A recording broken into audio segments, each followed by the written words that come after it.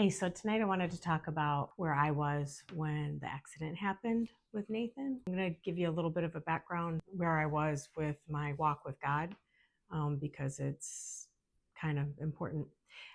So, growing up, I went to church regularly and attended church as a young girl, accepted Christ as my Savior at 7 and went to a Christian school, and I went to church most Sundays and Wednesdays. We went to a Baptist church. And my faith didn't really grow so much. I mean, it wasn't like I was in a bad way. I mean, I was a sinner just the same, but I wasn't in a bad way as far as having to overcome an addiction or big struggles in my life. So my life was pretty much the same, other than I know that God came into my life that day. When I was 16, I had a knee injury, tore my ACL, which is a pretty big deal because I lived for sports, and it pretty much took me out of playing sports. So,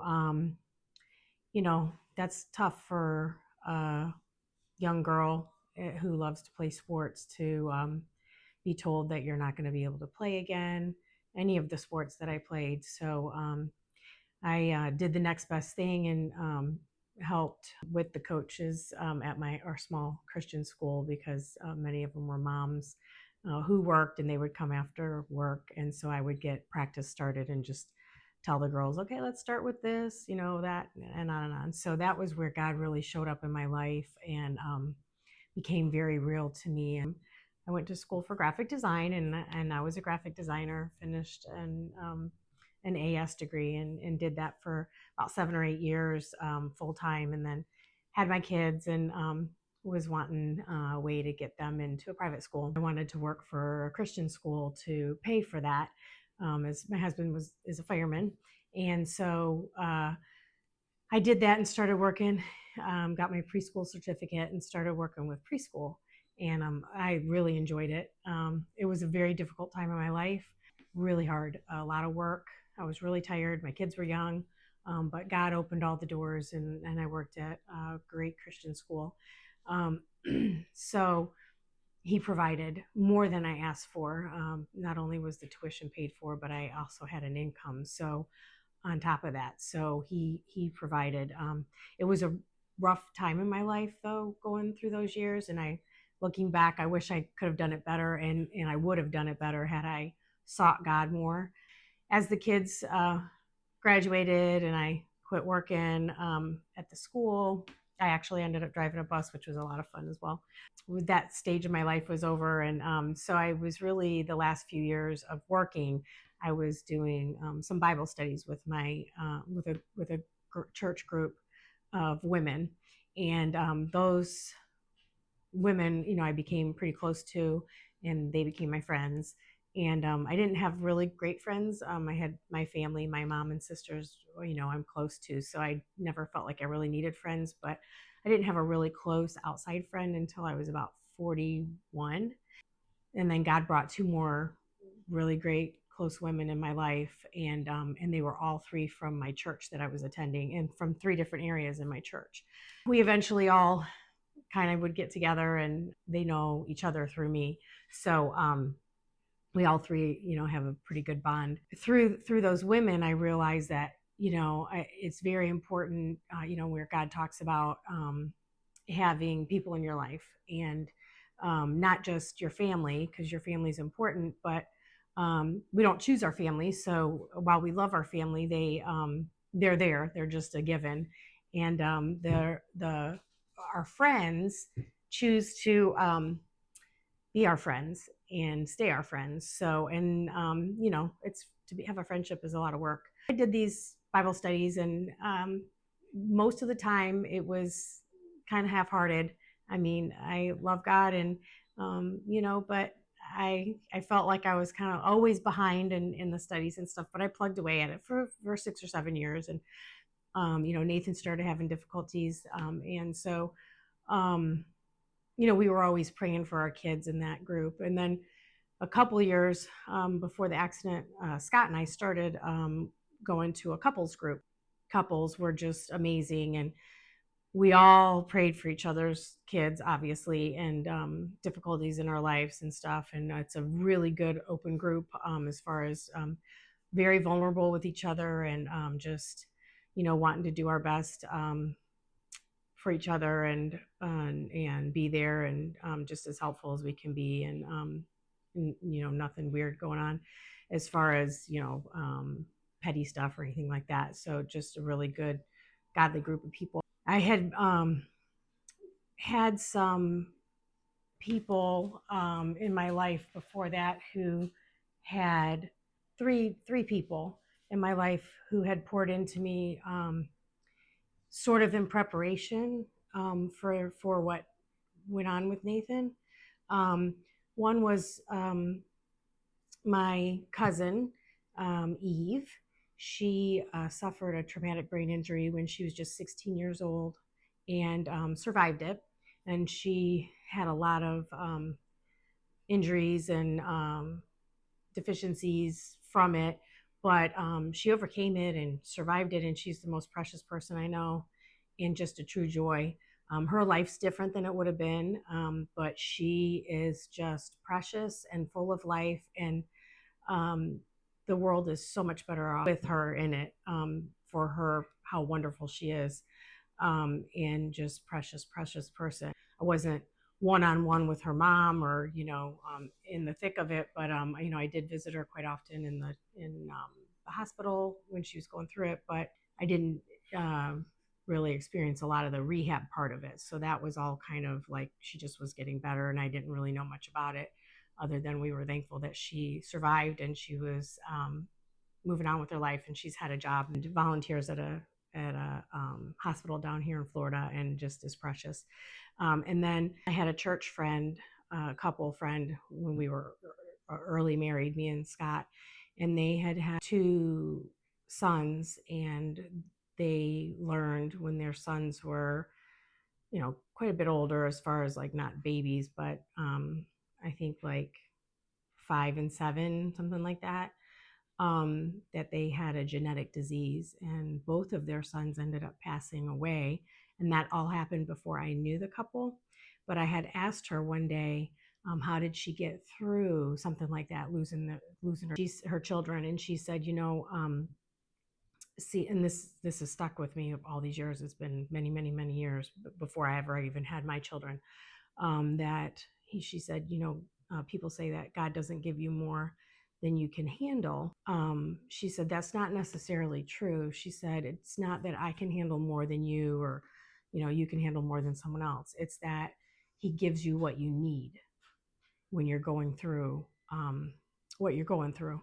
So that really stuck with me. I was like, yeah, that makes a lot of sense, and she said, it felt like a different life because God carried her through that, her and her husband. And then they had ended up adopting a young girl. And so that's when I knew her.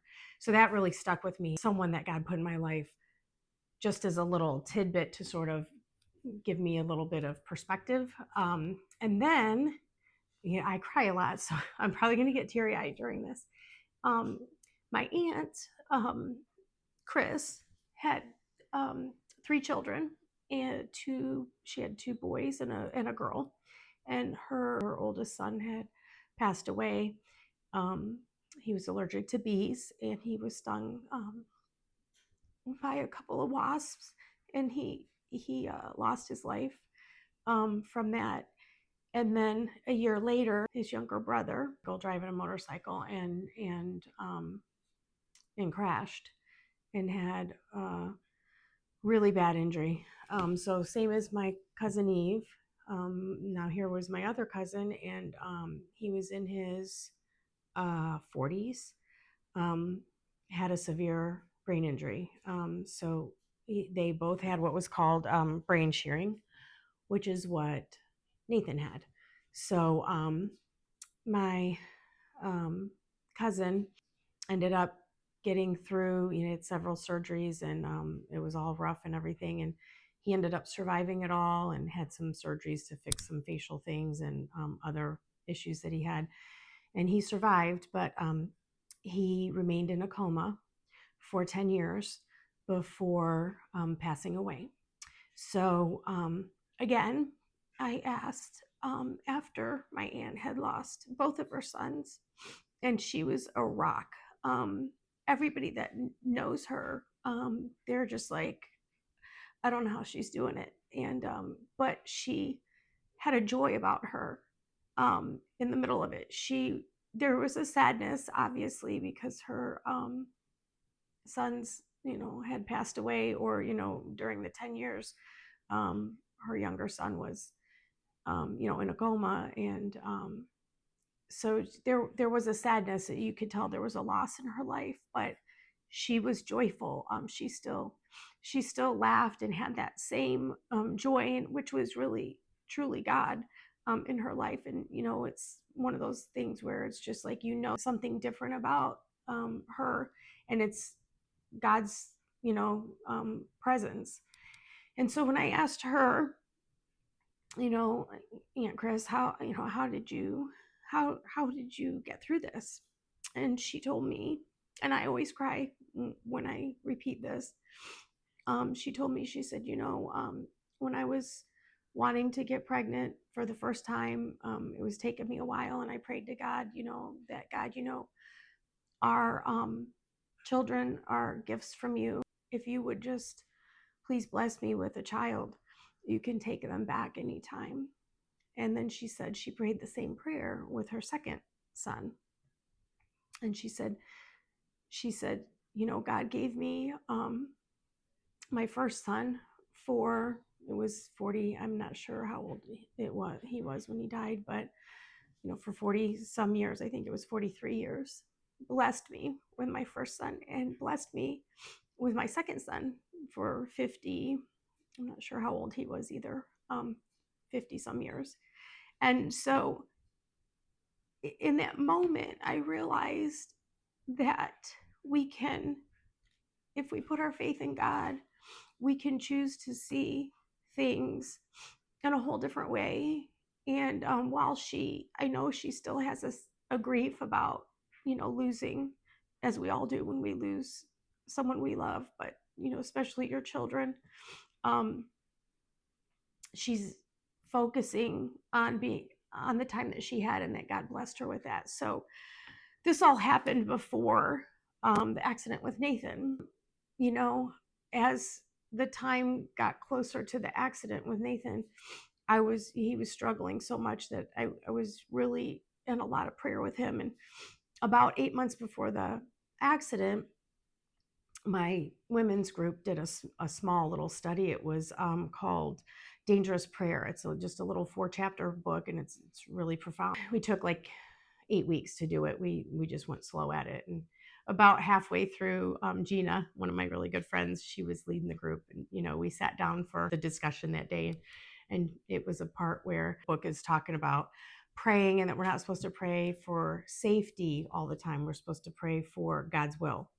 And so that's not always the good things and the safety. And God's will sometimes involves difficulties that we grow in. So as Gina sat down, she goes, I just got to tell you that I'm having a really hard time with this part, because she goes, I want safety and good things for my kids, and I just don't want them to struggle. And all the women there, we're all like, yeah, right. We're like, I know, we all giggled and laughed, and we're like, yeah, we're not there yet. And I'm sure many, if not all of you, can totally relate to that. And that you want to keep your kids safe from the time they're born, and that's your goal and mission in life, right? And you want them to have just all the good things. So as we got done giggling about that and continued our discussion, in the back of my mind, while I agreed with that, I was like, that's the point, that even though we don't want to let go, and we don't want to have anything that might be uncomfortable happen, we need to trust God regardless. So that was about 8 months, I think about 8 months before the accident. A couple of weeks before the accident happened, Nathan had driven off the road. near our house and blew out the 2 tires, and he fell asleep again. This was before the big accident. I was just really worried about him, and we were taught, he's 20 years old, almost 21, and of course, me and my husband talked to him about the importance of sleeping, and that's it's just as bad as driving drunk if you're too tired and all the things. And so he was getting a little bit better, but I think it was the next day or the day after he had done that.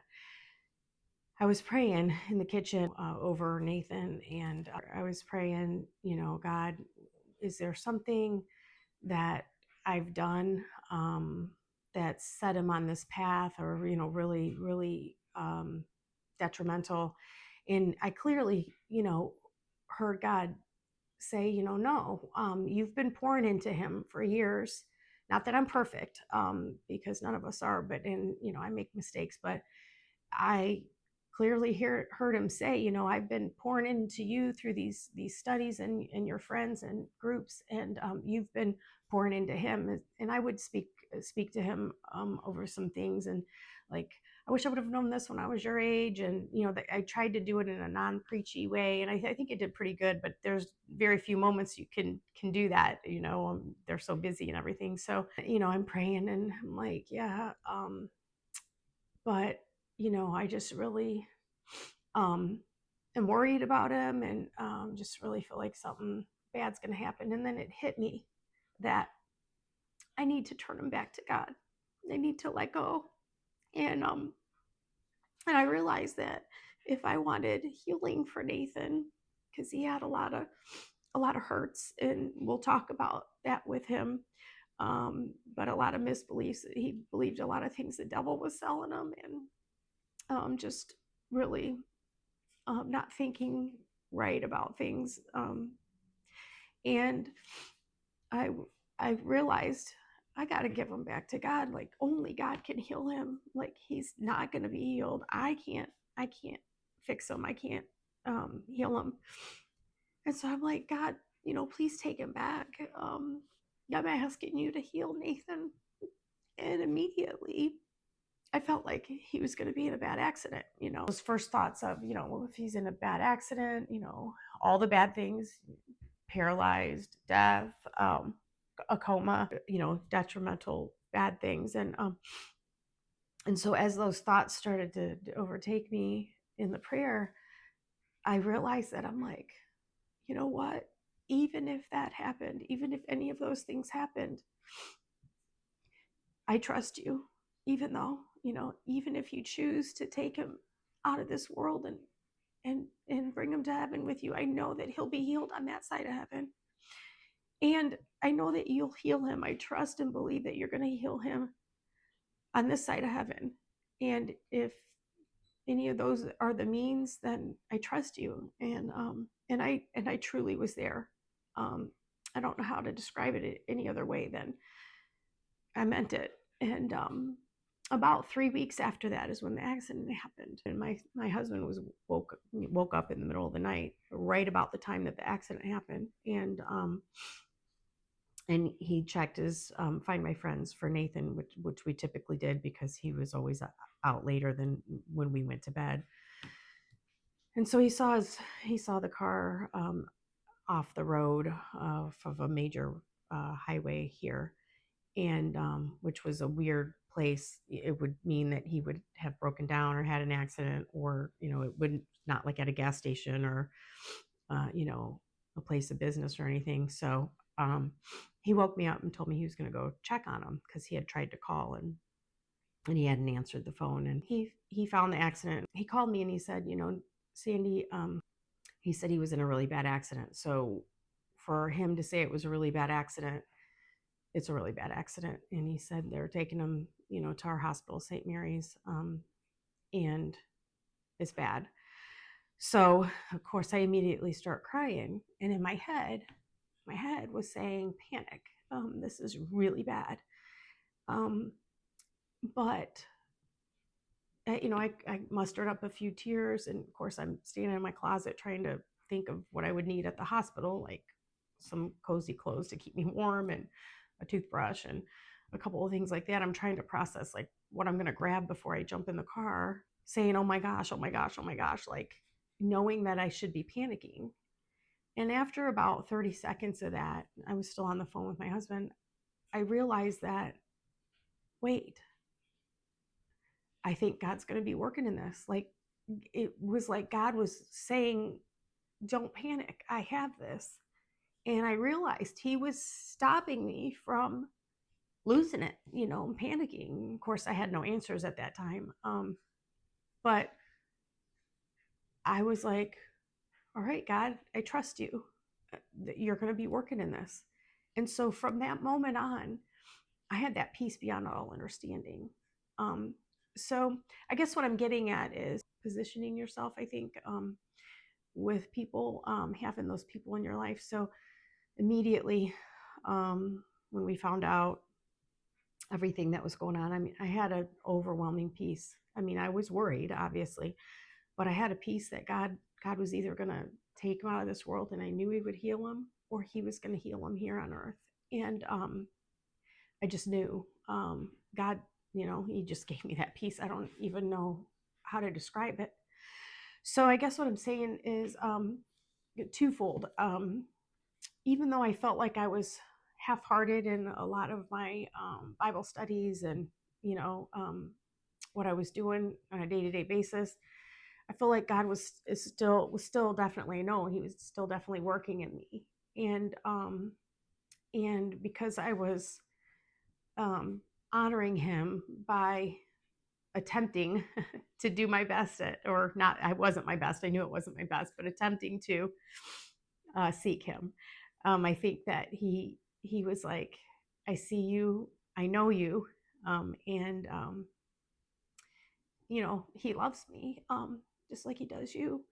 And then having that family, even outside my family, my having the Christian family is huge, because what I found is all those people that I surrounded myself with, on top of many other friends that I had through the Christian school as well, there was so many people that prayed, thousands upon thousands across the country and the world, prayed specifically, and they were all witness to miracles, many, many miracles. So God definitely showed off during this, and I'll get into more of some of the high points and low points.